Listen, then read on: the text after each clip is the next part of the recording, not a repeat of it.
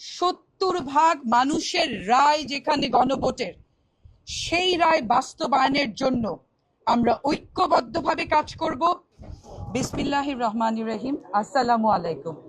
আজকে আমি মহিলা এমপি হিসেবে মনোনীত হয়েছি। এর চেয়েও আমার কাছে যেটা আনন্দ দিচ্ছে, আমাদের সাথে একজন জুলাই শহীদের মা আছে। আমি এই জন্য আমার এমপি হওয়ার চেয়েও এই জন্য বেশি খুশি।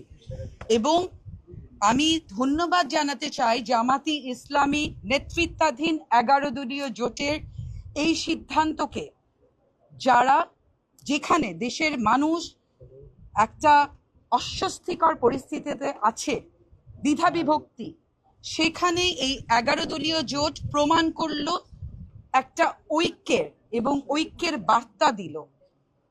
যেই মনোনয়ন দেওয়া হয়েছে, এখানে শুধু জামাতে ইসলামীর অত্যন্ত যোগ্য নারীরা নেই, এনসিপির নারীরা আছে, খেলাফত মজলিস আছে, জাতীয় গণতান্ত্রিক পার্টি জাগপা আছে এবং একজন শহীদের মা আছে।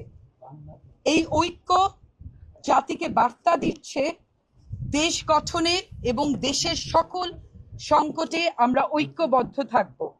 আমি ধন্যবাদ জানাতে চাই এই 11 দলীয় ঐক্য জোটকে। আরেকটি কথা বলবো, যেই জুলাইয়ের উপর দাঁড়িয়ে আজকে আমরা এখানে স্বাধীনভাবে কথা বলতে পারছি এবং দেশের 70% মানুষের রায় যেখানে গণভোটের, সেই রায় বাস্তবায়নের জন্য আমরা ঐক্যবদ্ধভাবে কাজ করব।